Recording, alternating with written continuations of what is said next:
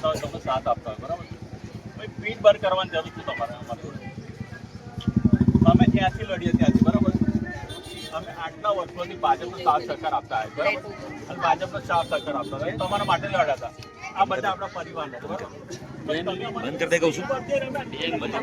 બંધ હા હા હા તમે શું કીધું બંધ તારી વાઈફ ફોર્મ કેમ ભર્યું ના પણ એ તો કરો બરાબર છે તમે મને સેટિંગ પૈસા માટે જ બોલાવ્યો પૈસા માટે આવ્યો ના જો મારી